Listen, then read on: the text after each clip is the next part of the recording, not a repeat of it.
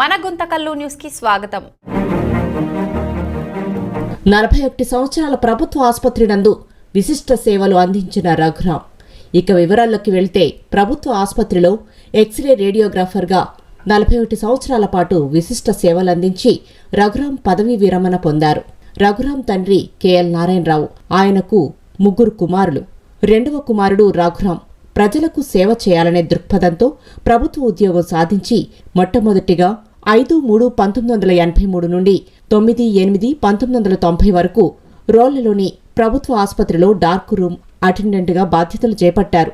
అక్కడి నుండి ఉద్యోగ జీవితంలో తన ప్రస్థానాన్ని ప్రారంభించి అంచెలంచెలుగా ఎదుగుతూ ప్రజలకు సేవ చేస్తూ 13/5/1991లో కమ్యూనిటీ హెల్త్ సెంటర్ సిహెచ్సి ఉరవకొండలో డార్క్ రూమ్ అసిస్టెంట్గా సేవలందించారు. 14/5/1991 నుండి 19/1/2014 వరకు ఏరియా ఆసుపత్రి గుంతకల్లు నందు డార్క్ రూమ్ అసిస్టెంట్గా విధులు నిర్వహించారు. అక్కడి నుండి బదిలీపై 20/1/2014 నుండి 31/12/2022 వరకు ఎంసీహెచ్ ఆదోని ప్రభుత్వ ఆసుపత్రిలో ప్రమోటెడ్ ఎక్స్రే రేడియోగ్రాఫర్గా విధులు నిర్వర్తించారు. 1/1/2023 నుండి 31/5/2024 వరకు సిహెచ్సి ఆలూరు ప్రభుత్వ ఆసుపత్రి నందు ఎక్స్రే రేడియోగ్రాఫర్గా విధులు నిర్వర్తిస్తూ రఘురాం పదవి విరమణ పొందారు. 31/5/2024 తేదీన పదవి విరమణ సందర్భంగా ఆలూరు ప్రభుత్వ ఆసుపత్రి డాక్టర్లు, నర్సులతో పాటు తన సహచర ఉద్యోగులు, బంధుమిత్రులు, శ్రేయోభిలాషులు పెద్ద ఎత్తున పాల్గొని రఘురాంకు శాలువాలు, పూలమాలలతో ఘనంగా సత్కరించి రఘురాం శేష జీవితం సుఖంగా గడపాలని మనసారా భగవంతుని ప్రార్థించారు.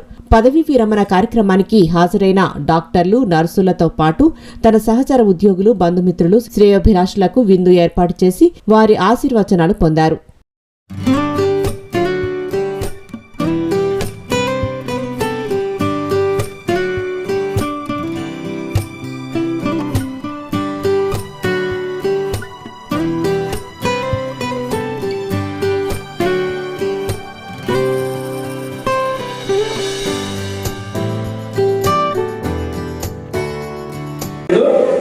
పూర్తి చేసి 10th క్లాస్ అయిపోయిన తర్వాత సారా చేసినాడు. ఫోటోగ్రాఫర్గా కొన్ని సంవత్సరాలుగా పనిచేసినాడు.